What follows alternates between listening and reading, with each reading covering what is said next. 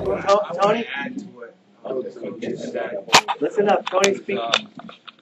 I've always felt that a true leader is really a servant. Yeah. And a lot of times that's exactly what happens. I've been in both sides of the spectrum, you know, sometimes leading, sometimes following, and always took pleasure when I was under somebody that was really willing to do that walk with me. Yeah. You know, that I've always said, you know, he's in with you in the trenches. Yeah. You know? Yes. So when God put me in a situation that I could lead, that's what I would always do. I always try to, which is hard. It's real difficult, especially in the world. If you're working to get to say you finally get there, you just kind of want to, you know. But the truth is, you got to really humble yourself and remember that person's holding your ladder. Good. And sometimes it's important to get off that ladder and say, "I'll hold the ladder for you," because you really have to kind of humble yourself there, and that's what I've always felt a true leader is.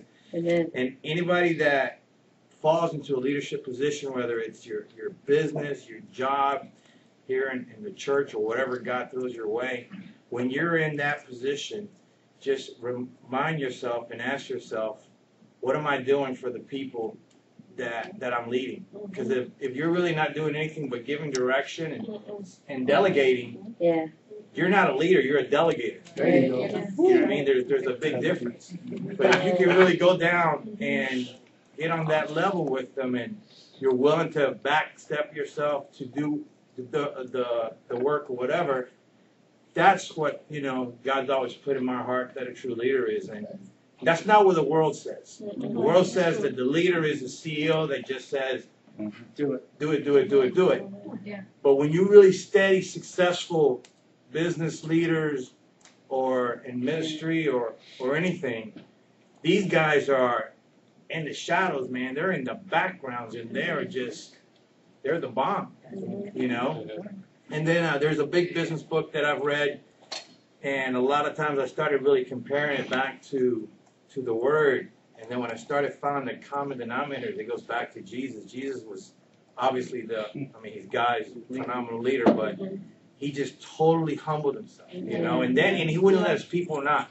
And when he went to clean the disciples' feet, you know, they were like, no, and he's like, no, this is something I have to do. It's like, you're not going to stop me because I'm here to serve you. And I felt that in my heart, and I just felt that I needed to say that for whoever falls in a position, especially in our church. We're all going to make mistakes.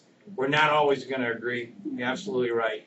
You know, but it's important that if you fall in that position, that you remember that, because you can't take back once you hurt somebody. And that could last a lifetime for somebody. It can last an hour, or it can last a lifetime. And that could be the difference between that person, you know, becoming great or not. I mean, it's just, words are so powerful, and we just really, really, really need to think about, especially as Christians, you know, it's different. And, you know, I just like, in something I learned when we were at the summit, and it was a pastor from California. He says, every time somebody gives you something, he says, just look at yourself like a mirror and just go like this. That wasn't me, it was God. Yeah, that's right. You know, no matter what it was. And I really took that to heart, you know, and I mean, because that was awesome. But anyway, I just wanted to say that. That was powerful. Yeah. That was a bomb. I just resonate with what Tony just said, because I'm thinking back now to leadership in the scriptures, because you had the scribes and the Sadducees who were leaders, and you had Jesus, who was the ultimate leader. Right. And I've had experiences, just as Nicole, we've had performance pastors who just come out to perform, and you never know them. So you don't know what it is that you're connected to, and that's very dangerous ground. And I've had situations, yourself being one, and the previous pastor, who had been a pastor for many years, who I still have a connection with, whom I knew. You know these people. These people make mistakes before your eyes. They say, I've made a mistake, and I'm sorry. You know? And that is what forges the relationship Yeah. permanently. That even if when I leave and I'm not physically back in Jamaica, there's a connection, Yeah. right? And that's what we need to remember, that Jesus connected with the people that he ministered with.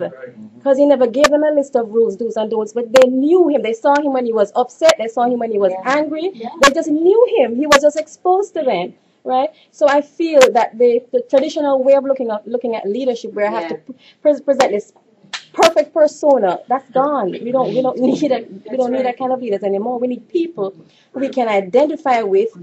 Who, not that we're saying you must make a mistake, but what we're saying is that if you do make a mistake, say, this is what happened, I'm sorry. And it makes you realize that there's hope for me too. And that's what we want. We want transparency. We want Jesus leadership, that kind of leadership. We don't want scribes and Pharisees. Good stuff. Just as leaders, that we all should, really remember that we're not fighting against flesh and blood, but we're fighting against principalities and powers of darkness. So that it's very important to really just not judge the people that you're working with or that you're around, because we all make mistakes and we just have to continue to lift them up in prayer. And I think we know that. But if you really get that scripture into your heart, I think it'll mean so much more to you than you realize, because it'll help you not to judge. Mike?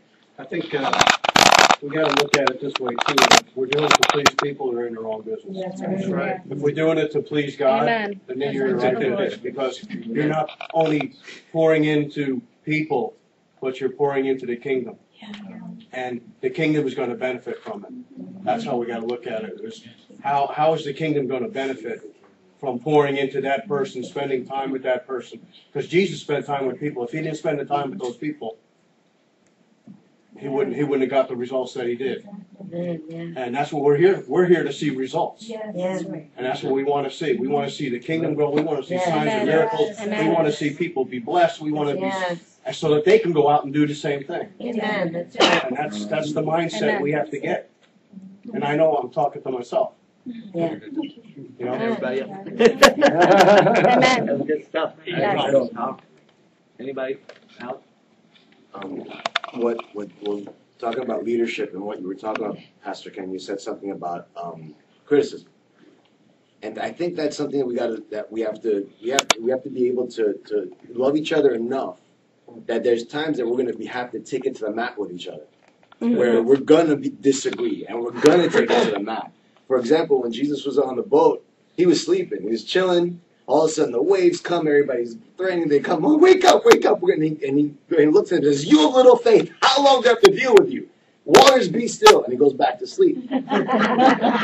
So he was frustrated with them. He was frustrated with the situation. But at the end of the day, it was a life lesson. And you got to be okay with the fact of, sometimes Pastor Ken's not going to be happy with you, or you're not going to be happy with Pastor Ken. But the bottom line is, or Pastor Ken, even the minister in church. There are times you're not going to agree with another minister in the church or the deacon. But we have to be able to be okay with sometimes taking it to the mat with each other. But at the end of the day, giving each other a hug and saying, "I love you, you love me. Let's fix Don't sever them." the relationship. Yes. You agree to disagree. Agree to disagree, or find the nearest common denominator and go from there. Amen.